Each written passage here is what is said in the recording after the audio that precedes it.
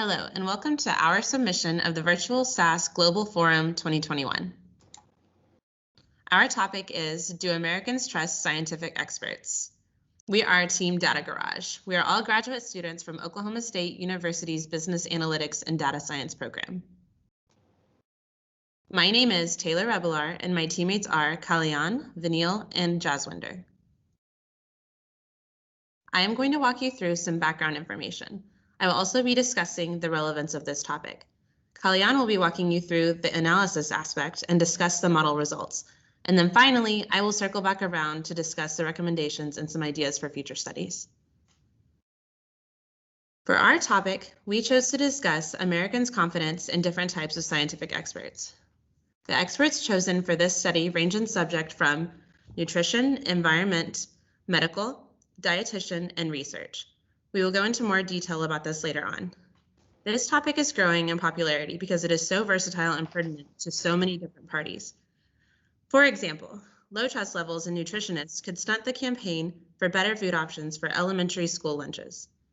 Low trust levels in environmental scientists could hurt the progression of green energy in the United States.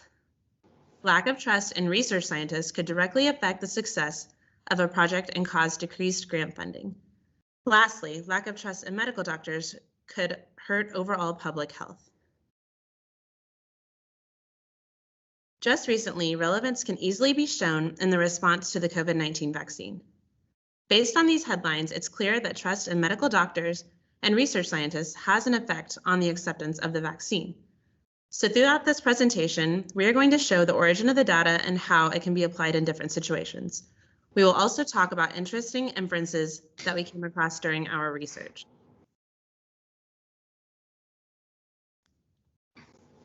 The data used was provided by Pew Research Center in 2019. Pew Research is a self-acclaimed nonpartisan American fact tank based in Washington, D.C. and established 17 years ago. These research studies primarily deal with matters of public opinions. Their goal as an organization is to increase and enhance public dialogue by providing facts and opinion trends based on conducted surveys. This study specifically deals with people's general opinion of how trustworthy a scientist is, their attitudes toward policymaking, the individual's level of scientific knowledge, and a scientist's familiarity with people. Pew Research also went into more detail regarding individuals' preferences on how involved a scientific expert should be in policy making and politics. This is an area where our study could be expanded further. Another thing the original research showed was the Americans generally didn't think that scientific experts were transparent enough in any field and lacked integrity. Now let's discuss the data. The data originated from a survey comprising of over 4,000 people from the American Trends Panel. The American Trends Panel was formed by Pew Research for survey studies. The participants are randomly selected U.S. adults and has a naturally represented range of demographics. The survey is primarily web-based. The data was split into two general categories. The first is the opinion about researchers, and the second is the opinion about practitioners. Each participant was assigned case weights based on their demographic representation.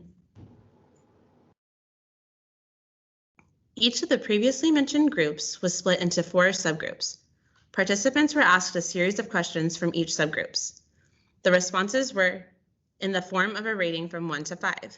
There were also a few questions testing the participants' overall knowledge to help gauge whether a person's knowledge of a certain subject affected their trust. Next, I will hand it over to Kalyan to discuss the analytics and model results. Thanks, Taylor. Now I'll walk you through some of the descriptive and predictive analytics which we have performed. Later, Taylor will circle back with recommendations and conclusion. We have initially cleaned the data collected. We have imputed the missing values with the mean and compressed the ratings from a scale of 5 to 3. Later, we have done exploratory analysis on the data using descriptive statistics, which I am about to explain. And finally, we have built predictive models to predict people's opinion on different scientists. Here in this slide, we have compared the percentage of US adults and their respective opinions on research scientists and practitioners. According to our analysis, we have found that medical experts, as shown here, have highest positive opinion and least negative opinion. Around 14% of people have negative attitude towards environmental research scientists. And also, people are having more positive attitude towards practitioners than researchers of the same domain. We assume that because practitioners have more positive attitude because they have direct contact with people. For example, the doctors which you revisit when you have some kind of illness. Coming to the next slide, we would like to compare the positive attitude of people based on their political leaning. We observed that people leaning towards both the parties doesn't seem to show any difference in their positive attitude towards medical doctors, medical research scientists, and dietitians as well. But we seem to have wide difference on the last three research groups based on the political leaning. Finally, we seem to see people leaning towards Democratic Party then has more positive opinion on research experts. As an end to the descriptive statistics, we have finally analyzed the opinions across different demographics. The left top has the income compared to our demographics and opinions. As income increases, the level of trust in the scientific experts increases. Next, coming to the top right, we have observed that age has an effect on people's opinion. We have observed that the older generations trust medical experts more than younger generation and vice versa. Coming to the bottom left, which is we have come to the conclusion that females trust in environment and nutrition scientists more and males trust in medical scientists more. Coming to the final one, which is the bottom right. Here we have compared the people's opinion based on people's race and observed that African Americans trust the medical field less compared to the other races. Now, coming to the predictive part. As mentioned in the above slides, we have considered the survey data about the three types of research and tried to perform some predictive analytics on it. Here is the distribution of the target variable stating the people's opinion on the respective research scientists. As you can see on the top, most of the people have a positive opinion on medical research scientists and only a few, which is about like 6%, have a negative opinion about them, and almost about 23% of the people are being neutral towards the medical research scientists. Coming to the second one, which is environmental research scientist, about 60% people are having positive opinion on them and would like to agree with their research, and almost 30% are neutral towards the research and remaining being negative towards the research. Coming to the last one, which is a nutrition research, about half of the people agree with the work done by the nutrition scientists and 40% of the people are neutral towards the research conducted by the nutrition scientists. As emphasized in the above slides, people mostly agree with the medical research compared to the remaining. As we have now got to know about the target variable, let's see some of the models which we have built.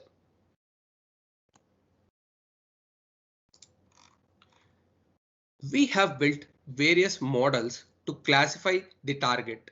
They are gradient boosting, decision tree, autoneural, and basic regression.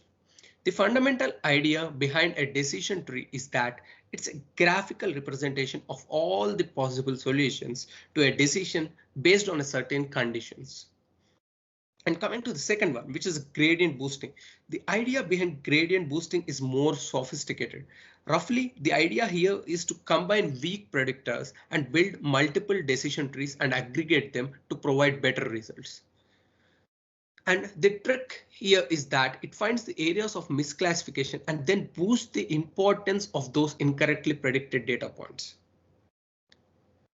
Coming to the third one, which is a neural net model, also known as an MLP regression, which is a black box model working similar to our human brain using the hidden layers.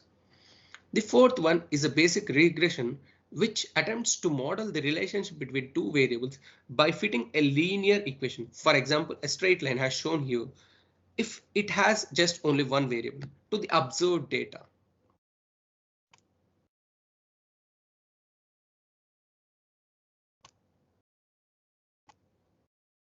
And to predict the people's opinion from the demographics which they share and also the answers to the survey questionnaire which suggests the people's familiarity, trust, knowledge of misconduct behavior and overall opinion about the research scientists, we have built various models as shown in the above slide using just the demographics and both the demographic and questionnaire variables.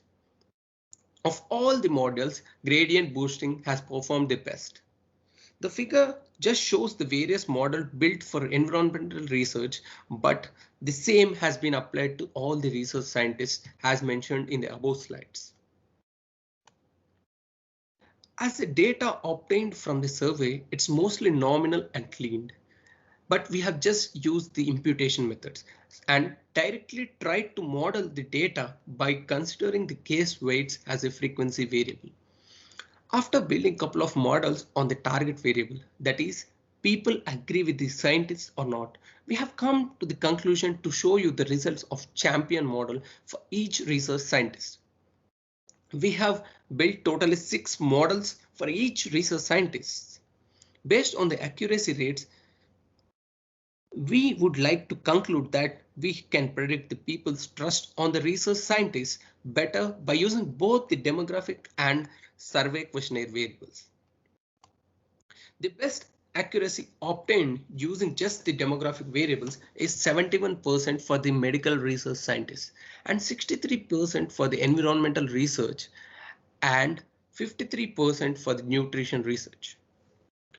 Coming to the other side, the best accuracy rate obtained using both the demographic and survey questionnaire variables is 76.2% for the medical research scientists, which is 5% greater than using just the demographic variables, and it's 71% for the environmental research and 67% for the nutrition research.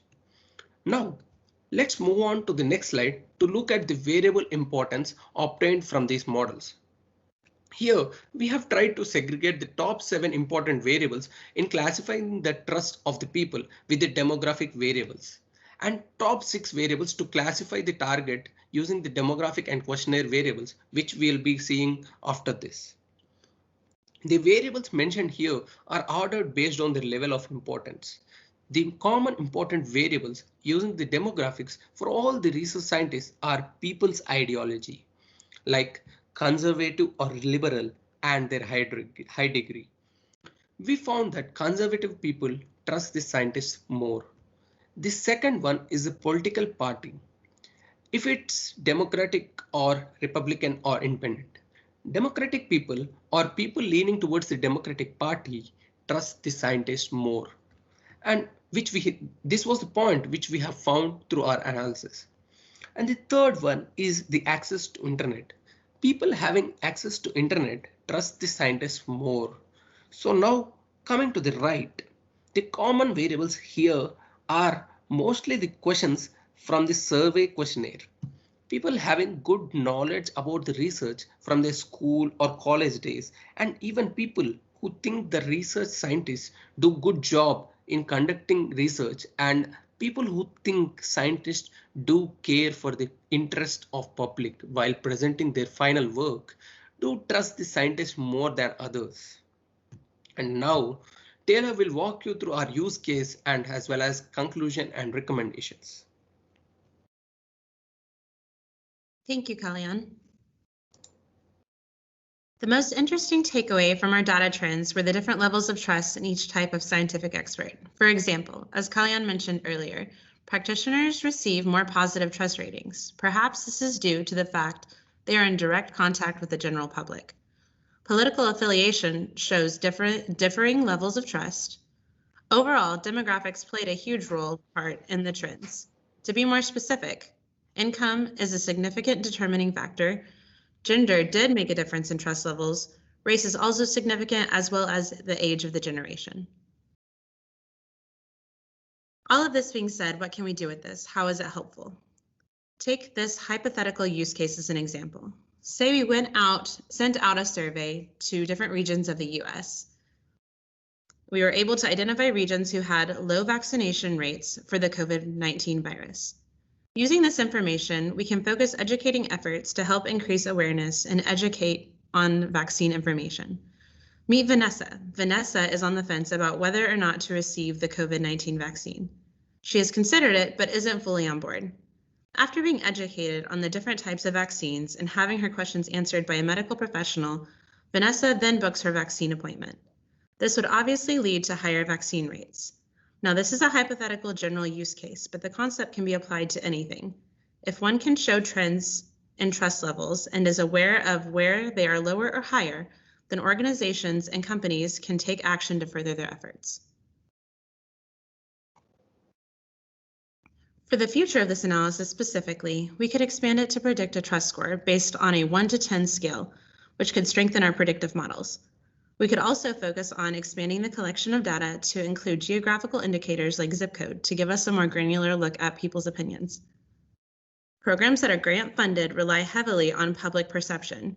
Using these methods for a study on a regular basis could allow them to identify areas of improvement from their current funders, as well as untouched areas for potential funding. Public relations firms could benefit by using this type of analysis to help with brand management of the companies that hire them. They would be able to do regular studies and identify areas of potential positivity growth by assessing the population's opinion. Nonprofit organizations could use this by observing the opinions of the population around them to help increase donations in their existing donors, as well as identifying population areas of potential donors. Lastly, it is necessary to discuss possible bias in both the model and the survey process. It is important to develop a strategy prior to collecting data and use appropriate statistical techniques. Otherwise, this could cause incorrect assumptions based on the survey responses, leading to unnecessary or retroactive decisions. Thank you. Thank you, SAS, for providing us this opportunity.